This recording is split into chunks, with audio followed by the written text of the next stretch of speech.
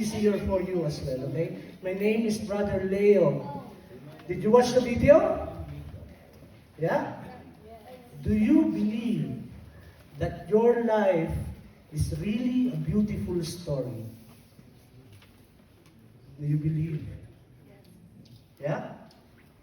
For me, I believe that. I believe that each and every one of you are making a beautiful story by trying to follow God's plans for us. And by you being here for the last, 4 weeks or 3 weeks, by you being here, you're just trying to follow that plan. From talk 1, where it said God's love, you discussed God's love. That's a beautiful story of creation. Created everything on earth, then created man, created a woman. That's the first family. And then after that, who is Jesus Christ? What a beautiful story. For God so loved the world, He gave us His only begotten Son. Right? What's the third one?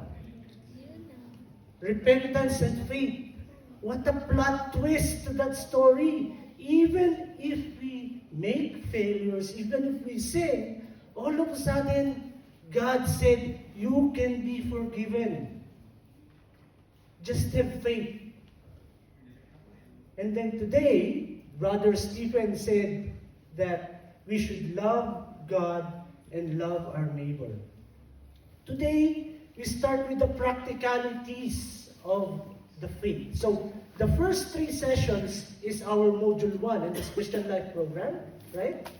This next session, the first 3 sessions, we discussed the fundamentals of our faith. That's important. We have to understand why we have to be here, right? Today, we are discussing the practicalities of the faith.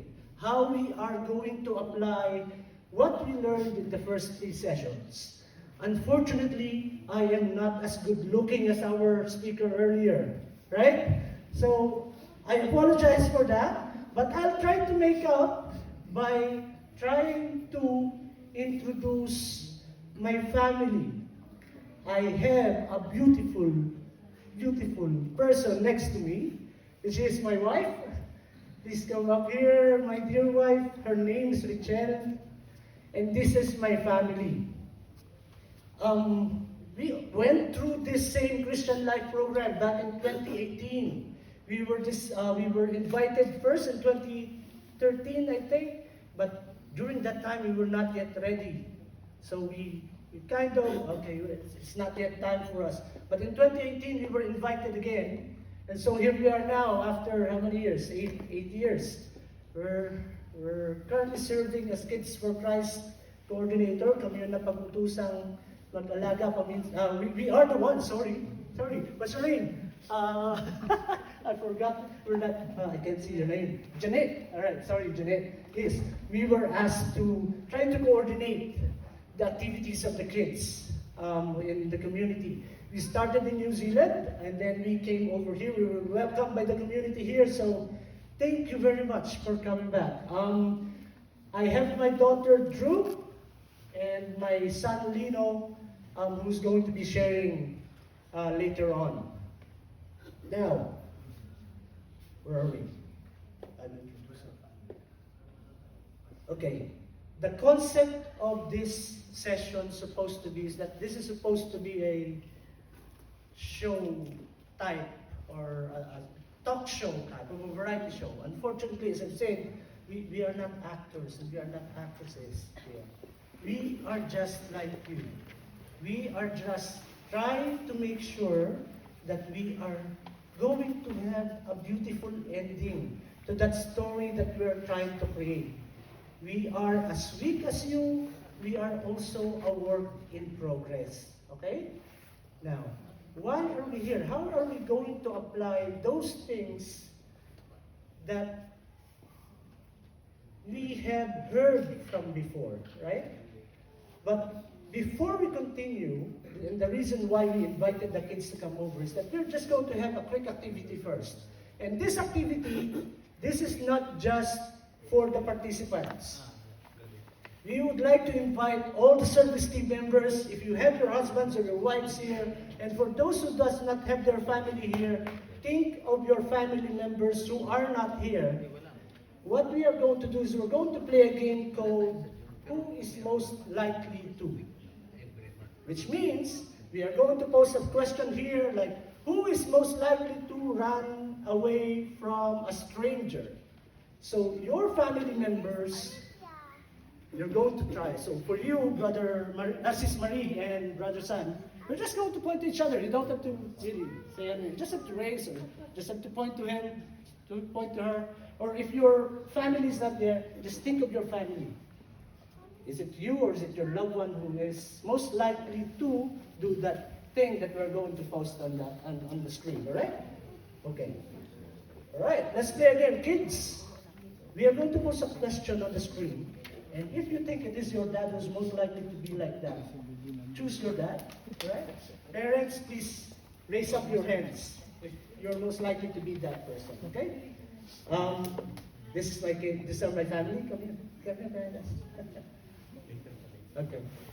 All right. So the first question is, who is most likely to excel in school? Who's most likely to excel in school? Is it the mom or the dad? Raise your hands. Don't be shy. Who's most likely to excel in school, brother and sister? I'm guessing by the body language it's Sis Marie, right? Okay. Sis Marie, who's most likely to excel in school? Good? Mom? Okay. How about you, Don? The mom as well. Wow, all the moms. Okay, next. Who is most likely to be afraid of spider?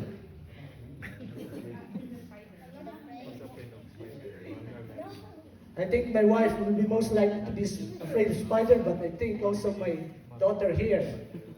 Okay, mom again? Alright? Alright. Next. Who is most likely to cry over a movie? That will be me.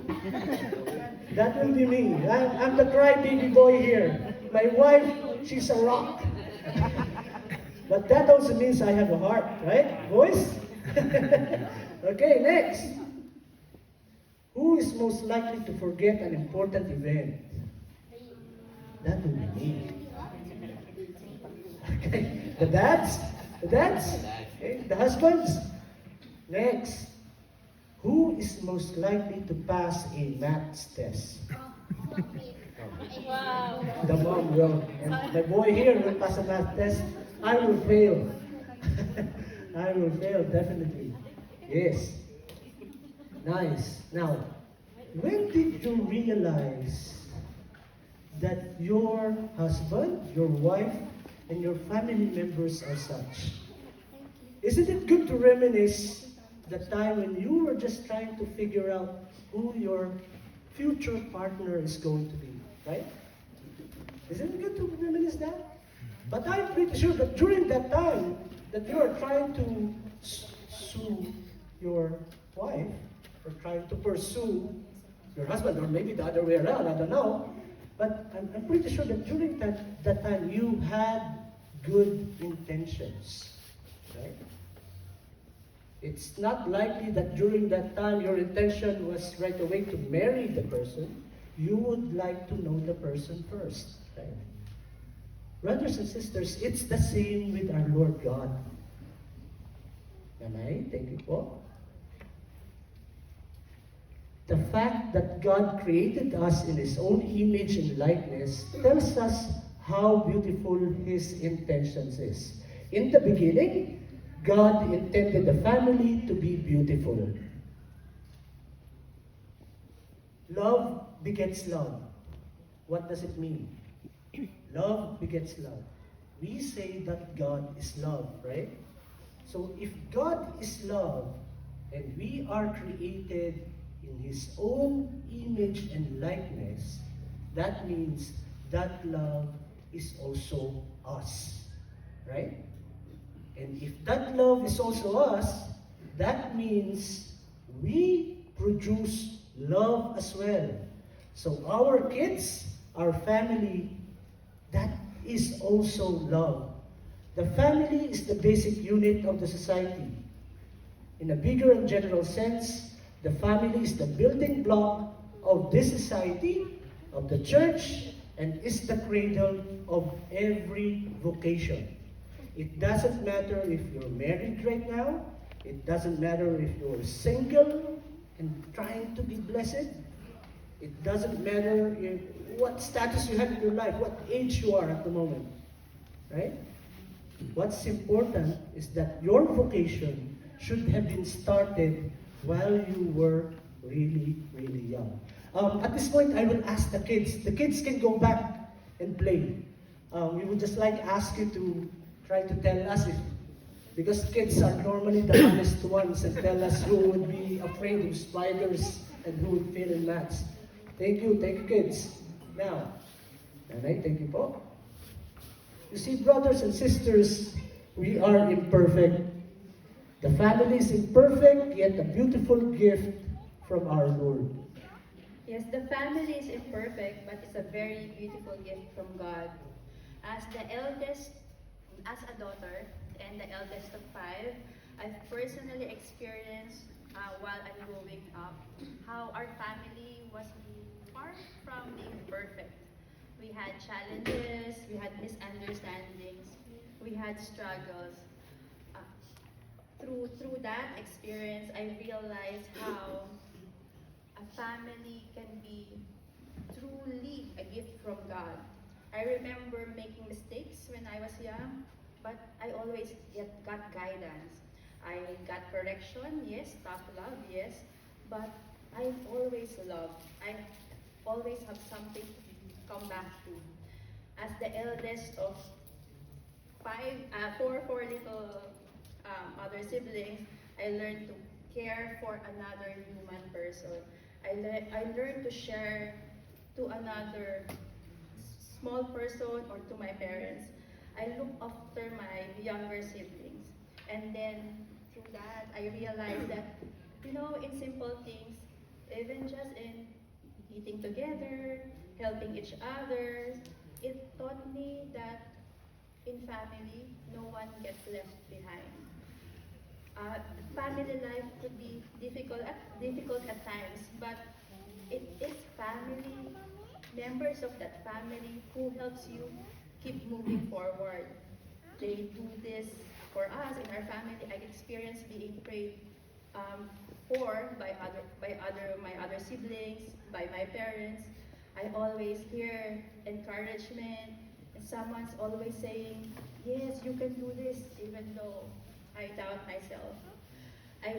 I witnessed how my father would continuously sacrifice over and over again as a breadwinner of our family, big family. I've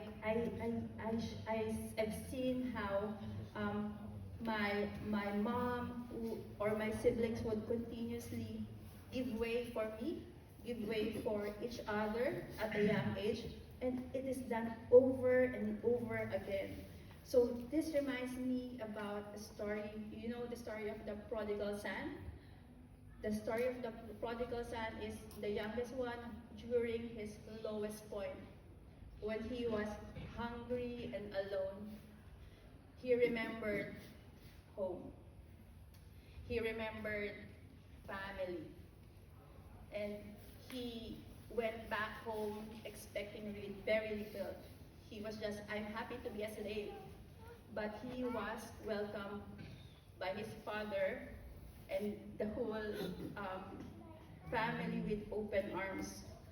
So, yes, family is imperfect, but it's a place for love, mercy, and forgiveness. It's a place for coming home. See, that's my wife. Hey. It's not always that I have my wife right next to me when I'm doing the talks. Even when I did this talk before, my wife never did this. So please clap your hands for my wife. Thank you. You see, brothers and sisters, that story about the prodigal son that we are talking about, the father even prepared the fattest, the biggest cow when his son came back, right? I have a question for you. who here wants to go to heaven? Can you raise your hands? Raise your hands, because if you don't want to go to heaven, give it down. But yes, all right. Raise your hand, keep your hands up if you want your friends, your family, and your kids to be with you.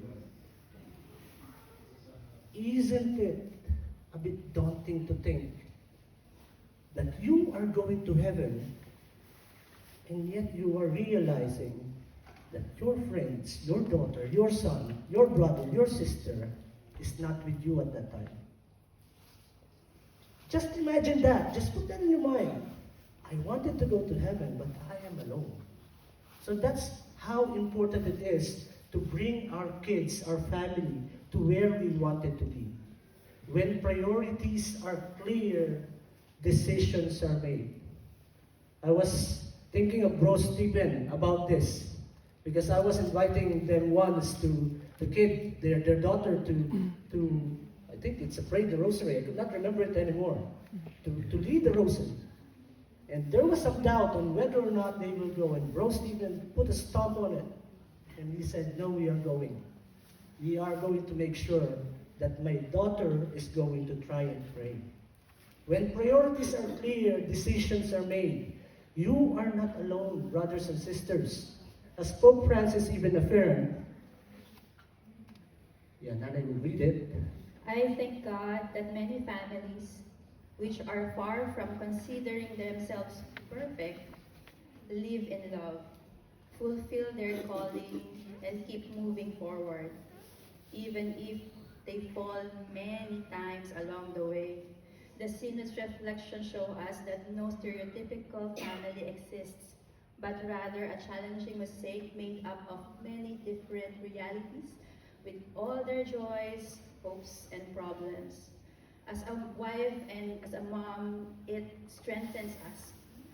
Real families, based on Pope Francis, said that they do struggle, they do fall, they experience pain, but together we keep trying. Holiness can be achieved by a very ordinary family life, by every ordinary family, ours, mine, yours. Everything doesn't need to be perfect, but God should be present. Yes. As mentioned earlier, families are imperfect. We have different struggles and we have different challenges. Yes, there are problems, especially nowadays. We have to be really watchful because the family, as an institution, is under attack. Marriages are being broken and the traditional definition of family is being challenged.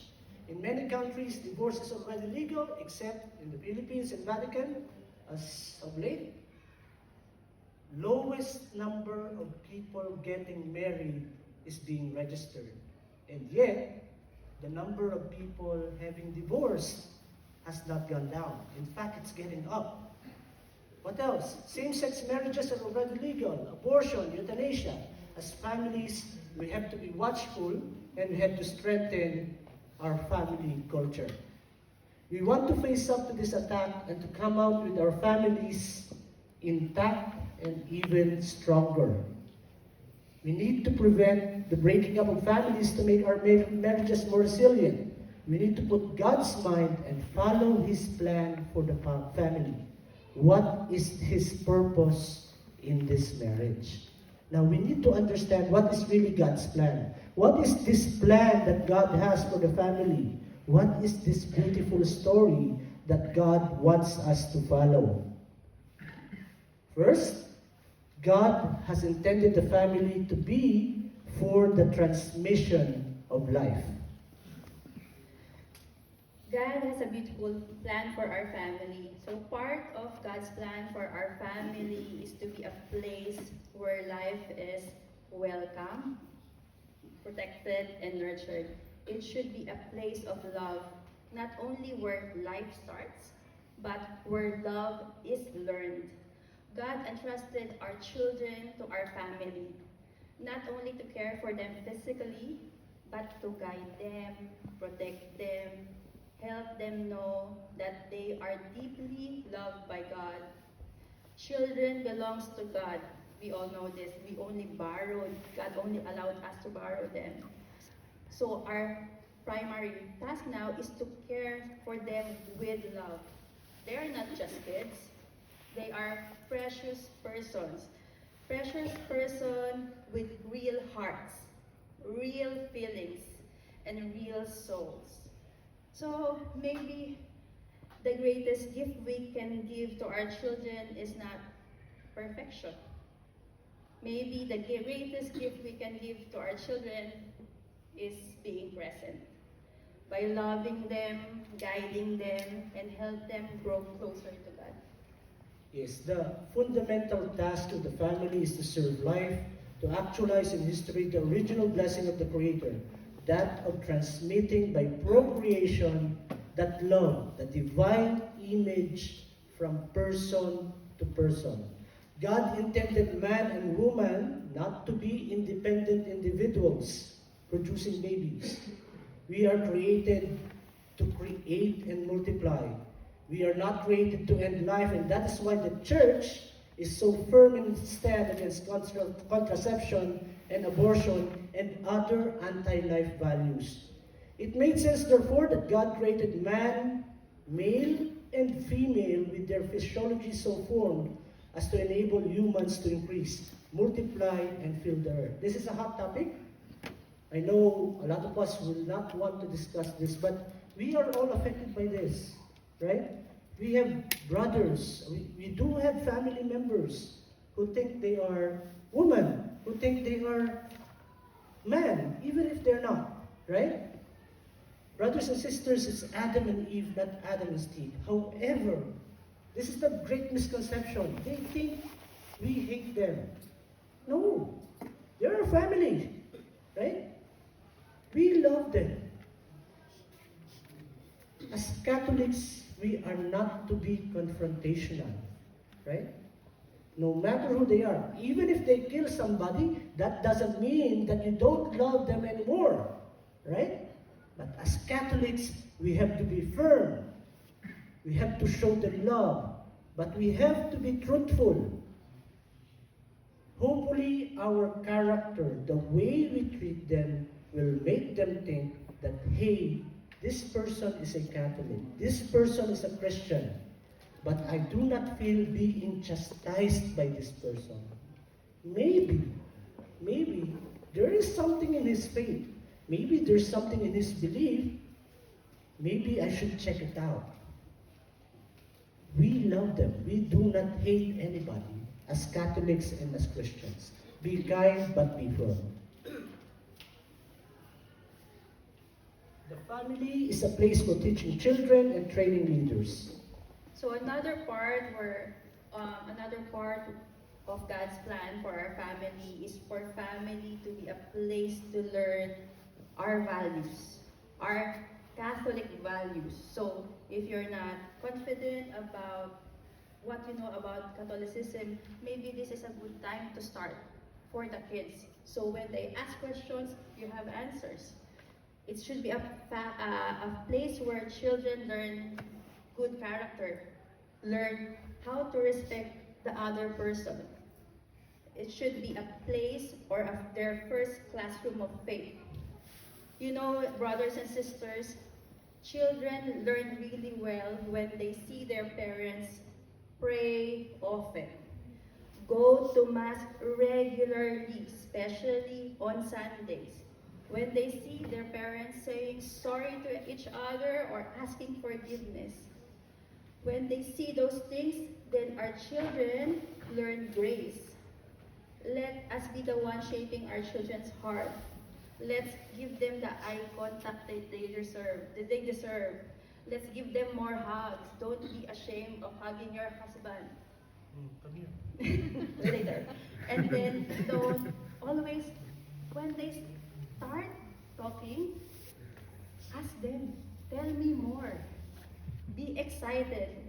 When they ask you to go to school, to be a parent helper, that's your opportunity to be present to them. Be a parent helper.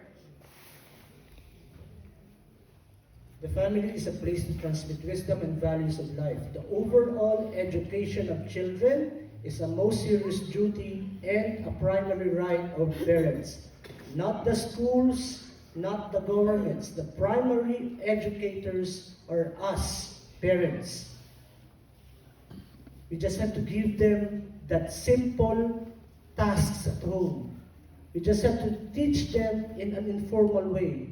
A leader receives his basic training at home. It's just very informal. Lastly, the family is a domestic church. We were told to hurry up. We have 15 minutes left. So, dads, bros, the family is a domestic church. I'm calling on the fathers. The spirituality of family love is made up of thousands of small but real gestures, one of which is for men to rediscover our God-given roles as fathers. Parents, especially the fathers, should be the priests in their families. They present God to their families by their example of a living Christianity, by diligently teaching Scripture, by the use of symbols. They present their families to God by family, by prayer, by blessing the children. Symbols, this is in the Bible. Our main difference as Catholics to our Protestant brothers and sisters is our use of symbols. Don't be ashamed to show your altar. Don't be ashamed to show your rosary in the rearview mirror of your car. We do not adore them. They're not God. It's not God. It's only there for us to remember God and so that we can always do good. We don't worship idols. We don't pray on symbols. It's our way of reminding ourselves that God is always with us and God should always be at the forefront of our daily activities. Non-Catholics question how we pray, that we memorize, that it's repetitive. Brothers and sisters, these prayers, Our Father, Hail Mary, Glory be, these prayers are the basis of our faith. And if we are able to teach these prayers to our kids while they are young, later on in life, when they are struggling and they are confused and lost, and they do not know where to start, they can start with a prayer that is etched in their soul when they are little. Just like the prodigal son. It would be good, brothers and sisters, especially here that we are in Australia, a very secular world, a very secular country. At some point in their lives, they will be confused. At some point in their lives, you will not be there. I am not going to be there always for my kids. But I wanted to make sure that if ever they feel they are alone, their first option is not to commit suicide for being alone. I want them to remember that there is a God. And they can start with Our Father who art in heaven. Hallowed be thy name. Thy kingdom come. Thy will be done on earth as it is in heaven. Give us this day our daily bread and forgive us our trespasses as we forgive those who trespass against us. Lead us not into temptation, but deliver us from evil. It was taught earlier by Bro Stephen. Adoration, contrition, thanksgiving, supplication, it's all in one. That's the main prayer that our Lord Jesus Christ taught us. Now, why is God's plan for the families not happening? First, God has lost His central place in the family. Second, the family itself is losing its importance. And third, the family is under attack by evil forces. The family life can become very hard sometimes. We become overly busy, doing so much overtimes. We become very stressed with our schedules. Everything becomes overwhelming. So our calendars becomes full. We don't know why. Mass, Holy Sunday Mass becomes optional. Then we don't protect our family time anymore. You know, brothers and sisters, sometimes for other people, you think home for them is just a dormitory. They go there to sleep, scroll, swipe, and go out again. Another thing, the culture, when our kids are outside without us, they are constantly being dictated by the culture. They are being whispered on, oh, you don't need God to be happy. Do what feels right for you. It's okay. If it works for you, do you. They are being taught to complain first. what about me? What about me? So God is not asking for a perfect family. God is only asking for a family willing to invite God back into the center. So maybe the question, brothers and sisters, is what can we do now, Sister Rachel? If you ask me, what can you do now? And this, I'll hand it over back to Brother.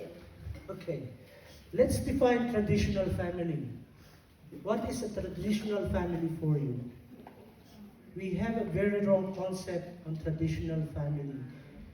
The traditional family that we now know in the modern times is that the husband works, the wife is at home taking care of the kids, making sure that the house is okay, and then when the husband comes in, the wife takes care of the husband.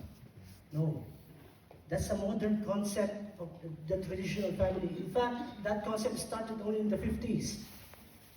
From days ago, from years ago, from centuries ago, it's always been that the husband and the wife are working together to make a living for the kids. That's why when the husband is a farmer, the wife always goes to the farm as well. He does not stay at home. He helps the husband at the farm. That's what happened to my grandfather and grandmother.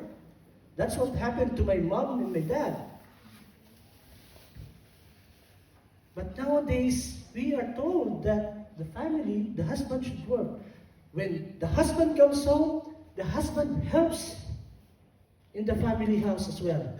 The husband helps in the kitchen. The husband should help in tidying up everything at home. Husband and wife should help each other in making sure that the kids are learning together, not separately. Attacks have always been there by the devil, but the recent attacks in recent years has reached extraordinary heights. The devil wants to break families and promotes many things to undermine the family concept, secularism, taking God out of the picture in everyday life, and the belief that there is no absolute truth, and truth is subjective, that today I am a table. Today I am a giraffe. That's my truth, and you have nothing to say against it. The truth is, we are men and women, son of the living God. Brothers and sisters, the devil is strong. He will try to find a way for us to be further and further away from God. Now, what can we do? This is where our responsibilities come in, parents, especially us, fathers. I'm looking at you, fathers. Raise your hand if you're a father. Okay. This is where our responsibilities lie, especially as fathers. Learn more about God's plan. Seek other couples to share your concern about family and be in regular fellowship with them. Not necessarily here in the Couples for Christ. If you have a religious group or Christian group that you would like to join, which will make sure that your family life is going to be solid, that's okay. But we will be happy if you will join us. Because we'll be, the more the merrier. That's what they say. And we would like to share our lives with you as well. Now, how? What can we do? This is a movie. Eat together. The best place to learn and share is through the dining table. Eating is a symbol of togetherness, and sharing stories with kids, learning about what they did, is always important. Earlier today, we were at McDonald's in Rockingham, and my boy came up to me, whispered to me that, "Hey, Tatay, I think that will be good for your talk." In the wall of McDonald's in Rockingham, it says, "Mealtime is a family favorite when we all gather around a table and take turns sharing our stories from the day." Mealtime is the time to teach lessons. Try to avoid eating separately. Here in Australia, it's rampant. Okay, if you're hungry, just go ahead and eat. I will eat on my own later on. Eat with family members. Eat with extended families. Eat with your parents. Eat with your kids. That's what, you know what they say about vitamins for better absorption? Take it with food. That's the same when we're trying to learn lessons from our kids, and the kids are trying to learn lessons from us. eat with food. Best time to teach how to be grateful is during dinner time, just by praying before meals. A grateful person is a happy person. A grateful person is a person fulfilled.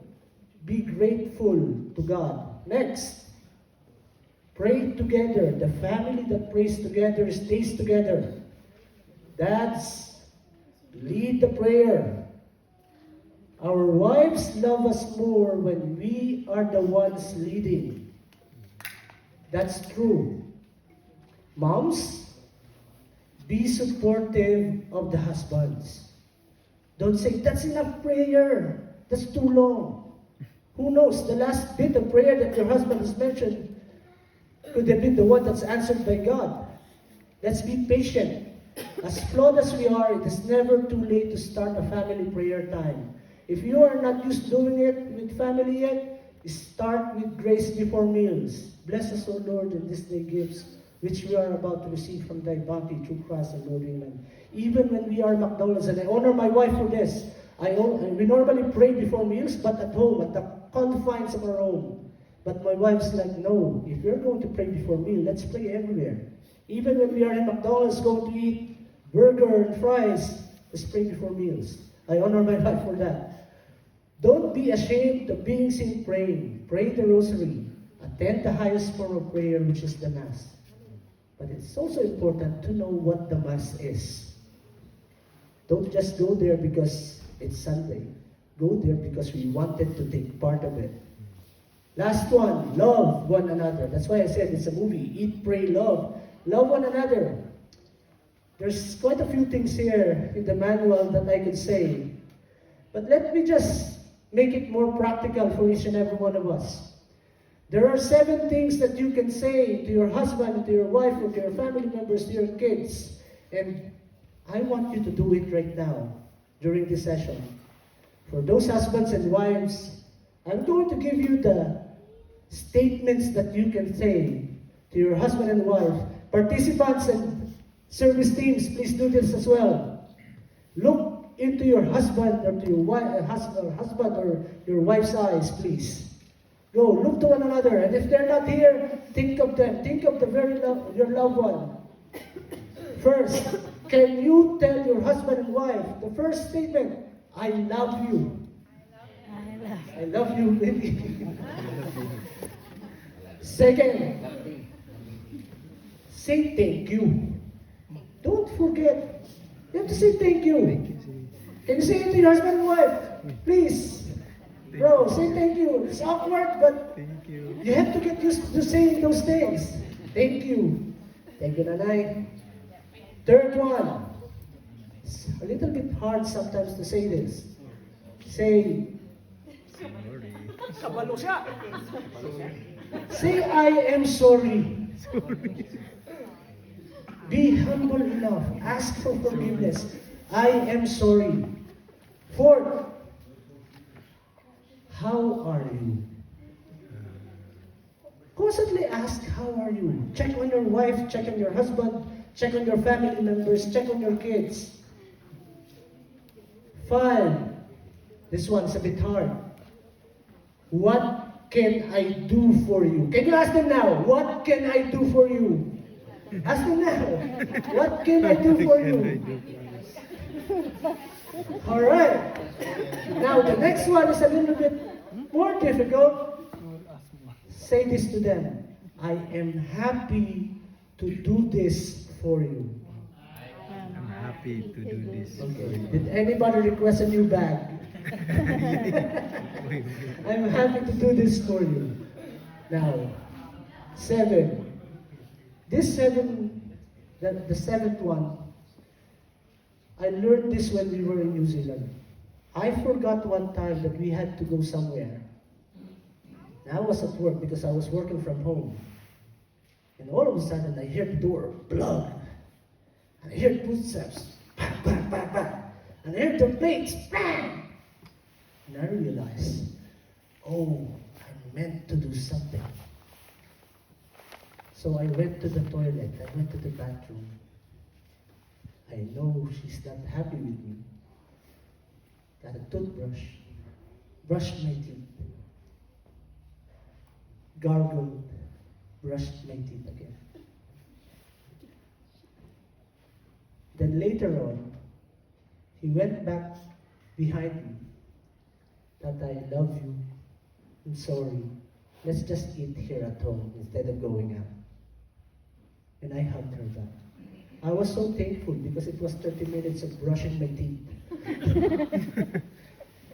Sometimes the best thing to do is not to say anything at all, especially between husband and wives. The more you respond, the more rebuttals you give, the more you are flaming the fire. It's better to do that. And then once that is done, we go back again to those 7 things. I love you, thank you, I am sorry, over and over again. I encourage you, brothers and sisters, to do that. Eat, pray, love. And speaking of love, I would like to call on the loves of my life.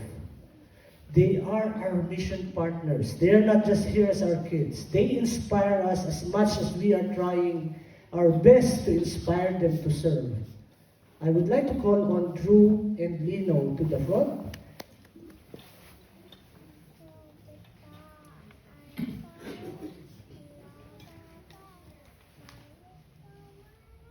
Good afternoon, Paul. We are the Motivi siblings. My name is Drew. And I am Nino. And we are happy to be here. We love our family and we always enjoy being together. Some people mistake us for twins.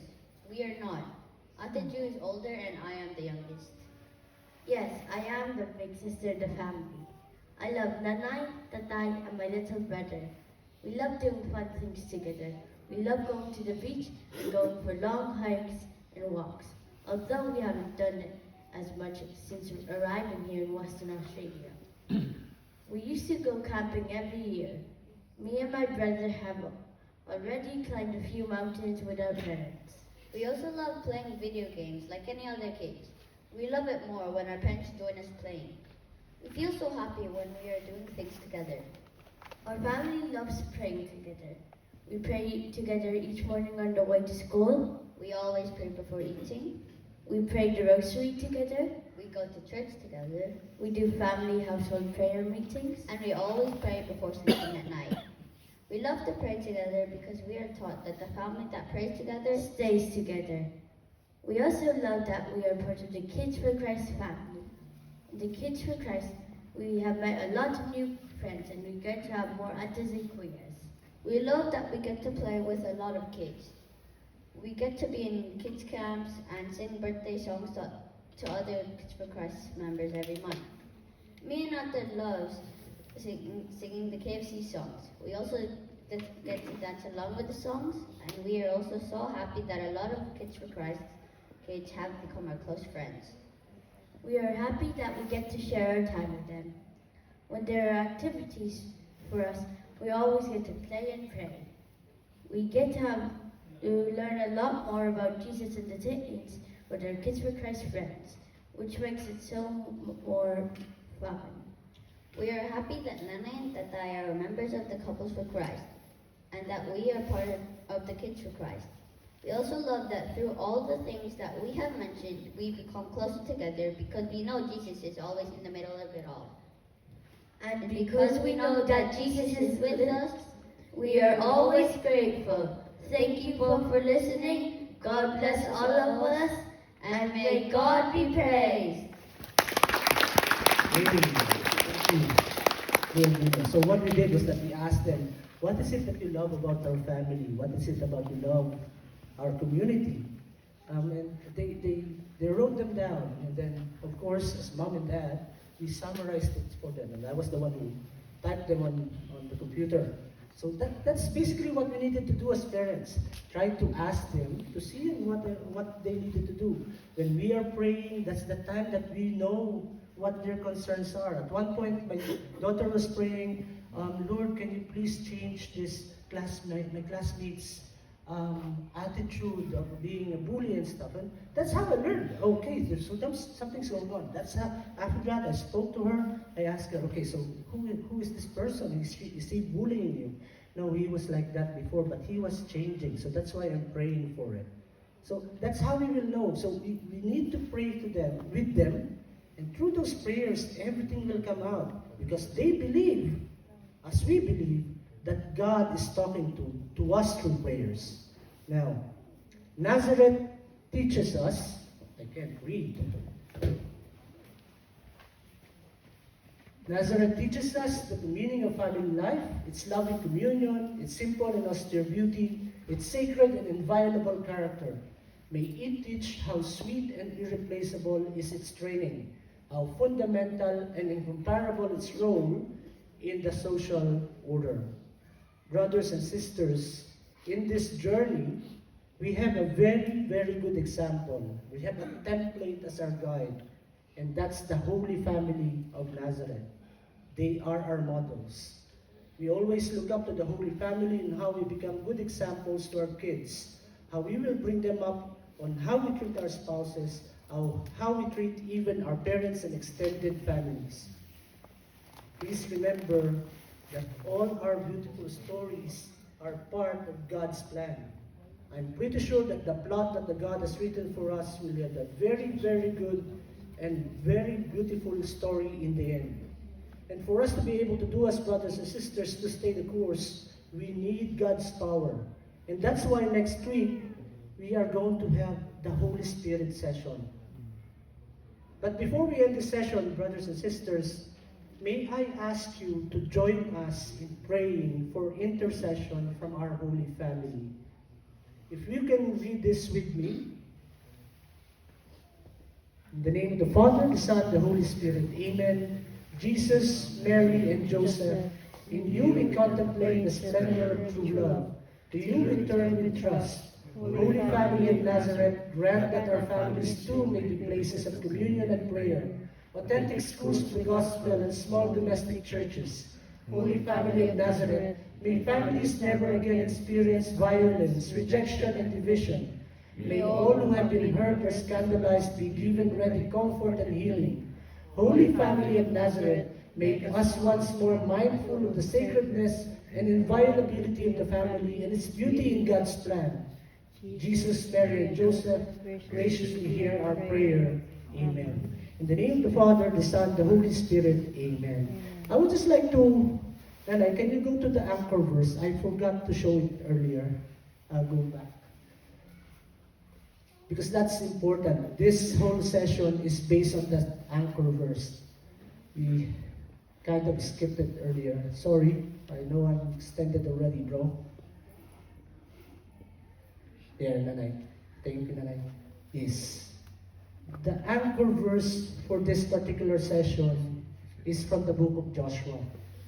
If it is displeasing to you to serve the Lord, choose today whom you will serve. The gods your ancestors served beyond the river, or the gods of the Amorites in whose country you are dwelling. As for me and my household, we will serve the Lord. Joshua was the one who led the Israelites into the promised land. He was a family man, but he chose to serve the Lord first and foremost. He also had responsibilities as a father. He chose God first to serve. We can relate to this particular verse. I'm assuming all of us were Christians even before we arrived here in Western Australia.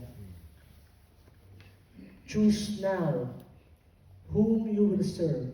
The gods your ancestors served beyond the river, or the gods of the Australians, the secular Australians, or the godlessness of most Australians. Brothers and sisters, good afternoon. May God be praised.